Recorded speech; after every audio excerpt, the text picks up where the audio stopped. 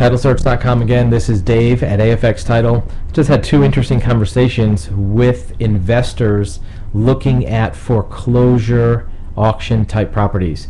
One investor called up. They were most interested in making sure that their title search protected them against buying or bidding on a foreclosure of a second mortgage.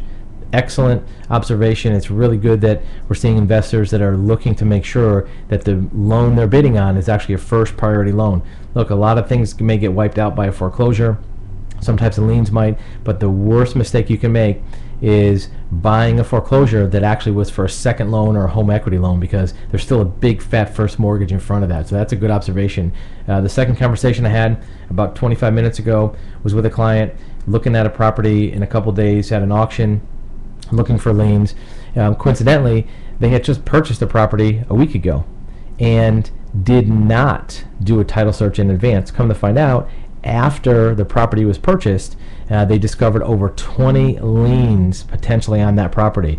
Some of them might be incorrect, some of them might not be attached to the property, but there's 20 records that potentially are liens that they didn't know about in advance of buying that property.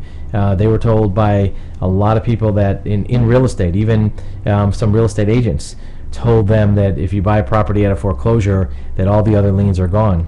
In this case, they weren't. There was a lot of liens left over.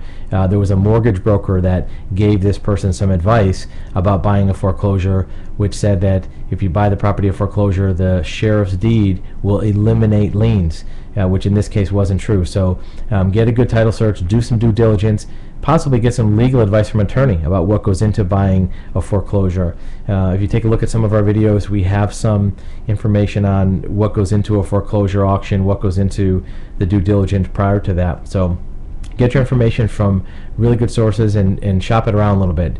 Compare notes from different sources to see who has good examples. Internet chat rooms are a great place to get basic information, but I don't know if getting legal advice from an internet chat room is a good idea if you're going to rely on it for large purchases. You can't do a deal on an internet chat room, and you can't see who the people are that are giving advice. So if you're going to get legal advice to rely on, make sure your source is good. Foreclosure auctions are an excellent place to purchase properties that you can make a lot of money on, or buy cheap if you want to live in it yourself. But if you do your due diligence, it protects you from some unknown disaster, from eliminating a lot of that profit or a lot of that advantage, like liens or mortgages or judgments that pop up later.